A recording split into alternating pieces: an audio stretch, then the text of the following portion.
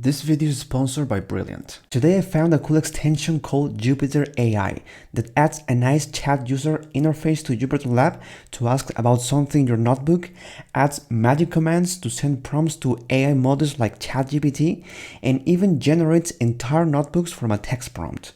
This extension has increased my productivity when doing data analysis, and in this video I'll show you how to set it up and everything you can do with JupyterAI. So let's get started. Alright, the first thing we're going to do is go to the documentation that I'm going to leave on the description, and here we're going to copy some code to install JupyterAI, and you can install it with Conda or with pip.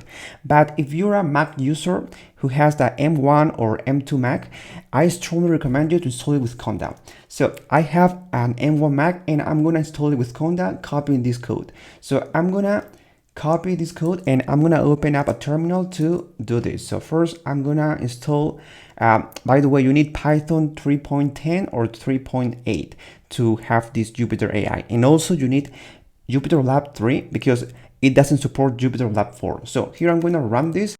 And with this, I created a virtual environment with Python 3.10. Then what I have to do is activate this virtual environment. So I copy this code and I paste it here. And with this, I have this virtual environment activated, and then I have to install JupyterAI. So I installed JupyterAI, and with this we're done. If you are using pip to do the installation, you only have to copy this pip install JupyterAI, and you can also only install JupyterAI magics. Alright, the installation is done, and an extra step that Mac users with the M1 and M2 Mac have to do is uninstall this grpcio and also install it but with Conda. So I'm gonna copy and paste it. This is just one step extra we have to do. Okay, now that the installation is finished, I'm going to launch JupyterLab. So I just have to write JupyterLab, and then JupyterLab is gonna be launched. So I'm just gonna wait a couple of seconds and we should see a new icon, and that's the chat icon. And that's the chat interface that we installed with this extension. And as you can see, I have this new icon, this new section on the left panel, and this is the chat icon. So here I can set up. Here you shouldn't see this, but since I have this installed previously, I already have GPT 3.5 and I already selected this option. And also I introduced my OpenAI API key. So here you have to copy your OpenAI API key and paste it here. I'm going to leave also in the description a link to generate a new API key in case you need one. So now that this is done, you can click on Save Changes and then click on the back arrow. So here I click on back, and here you can write anything you want. For example, I can write hello world and then press Shift plus Enter to start interacting with this Jupyter Note. That is the name of this bot. And by the way, remember that you need to have some credits to use this OpenAI API key. Otherwise, it's not going to work. Okay, later we're going to explore this chat interface in more detail, but right now I want to show you what we can do in a notebook. So I'm going to open up a new notebook. And the first thing we're going to do is load the extension that we just installed. So here I'm going to load the extension Jupyter_AI, and this is what we just installed. So we should get this message, it's fine. And the next thing we're going to do is list all the AI models that are available. So all the providers and all the AI models. So here we only have to write this AI and then list and then run this. So here I'm going to zoom out so we can see all the providers and all the models. So here, as you can see, there are many providers. It's not only OpenAI, and there are also many models.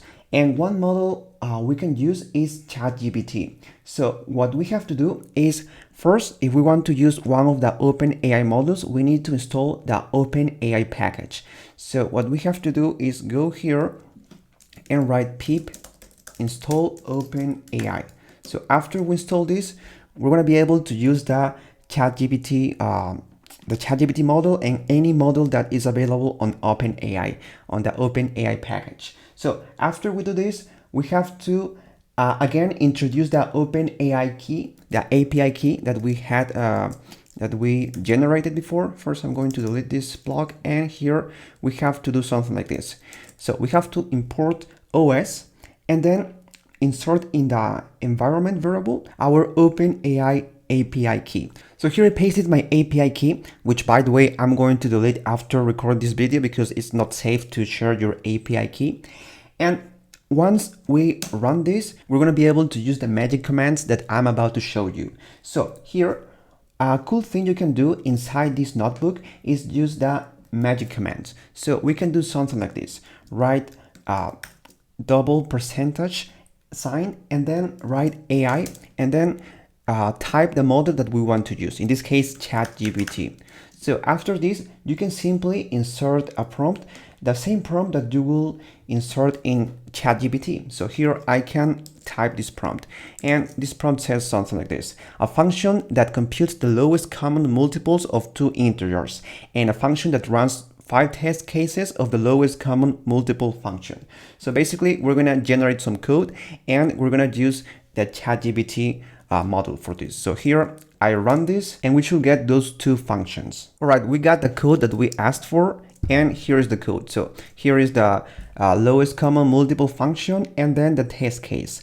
So we have this because we introduced this prompt, and well, we generated this code. But as you can see, by default, the output of this AI command that we used is formatted as Markdown by default.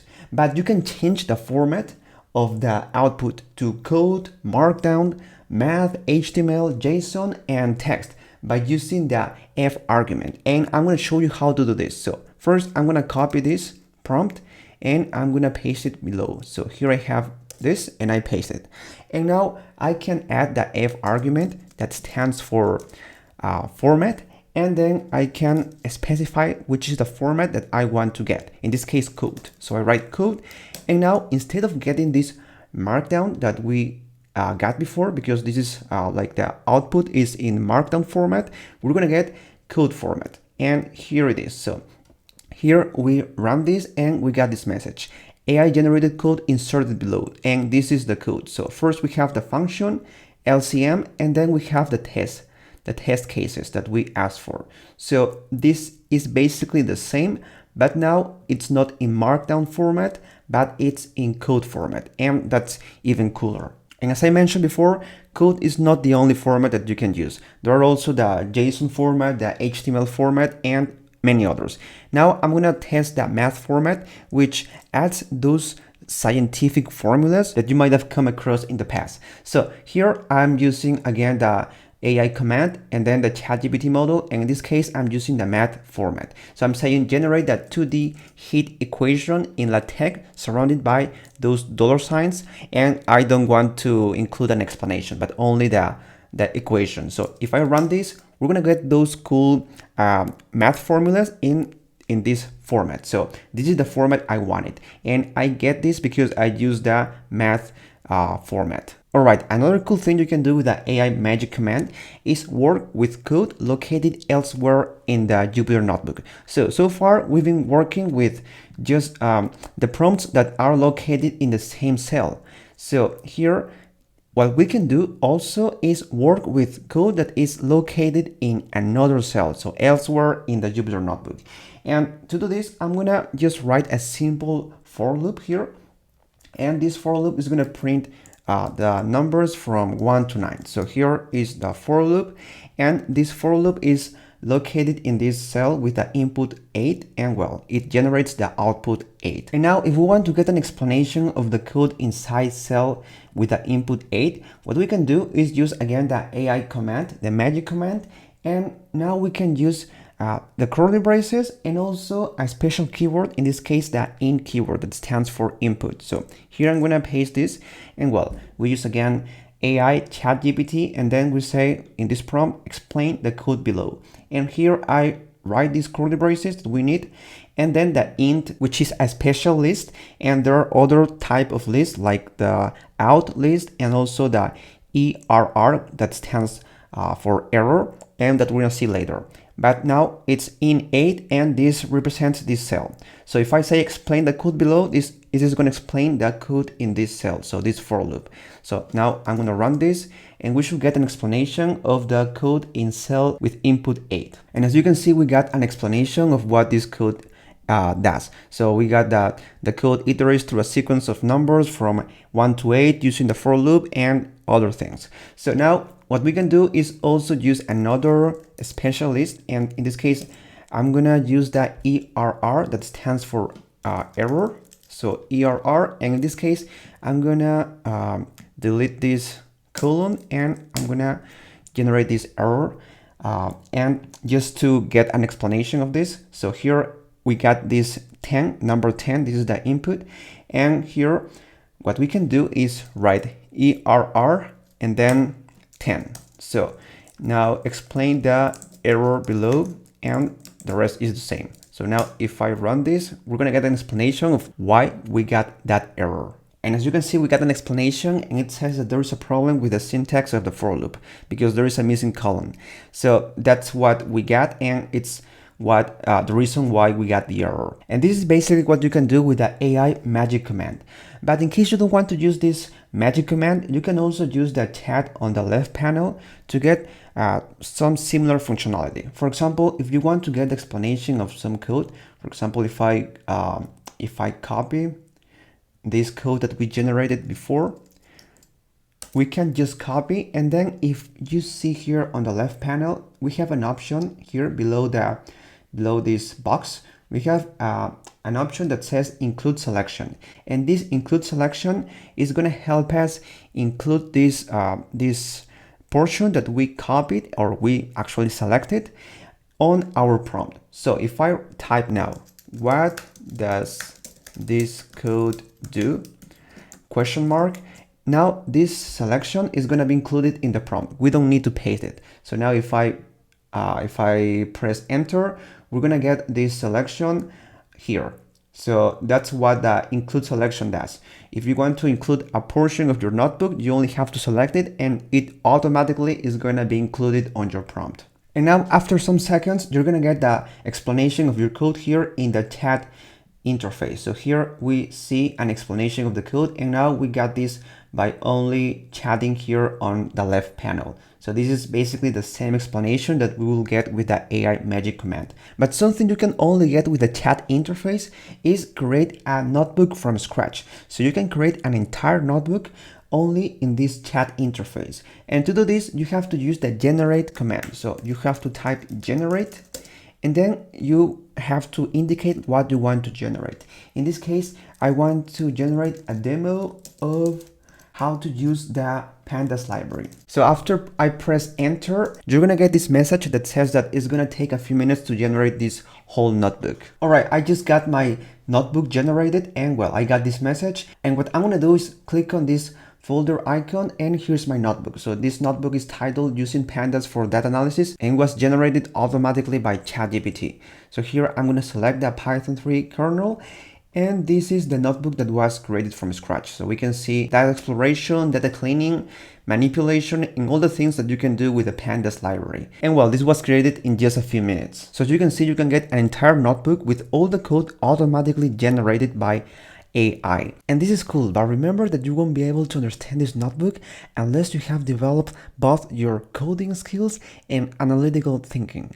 These skills are essential for data analysts and data scientists nowadays. And you can learn these skills with Brilliant.org, which is the sponsor of this video. Brilliant is the best way to learn data science interactively. It has thousands of lessons from math to data science with new lessons added monthly. With Brilliant, you learn how to think. For example, in the data science course, you will learn topics such as computer science and statistics interactively. This will help you develop your analytical thinking, which is better than just memorizing formulas or equations, and it's necessary if you want to survive in the new AI age, where tools like ChatGPT will get better and better at writing code. To try everything Brilliant has to offer free for a full 30 days, visit brilliant.org/thepycoach. The first 200 of you will get 20% off Brilliant's annual premium subscription. Alright, let me know in the comment section below what do you think about this extension Jupyter AI. Tell me you think this extension will help you become more productive as a data scientist or data analyst. And that's it for this video. I'll see you in the next one.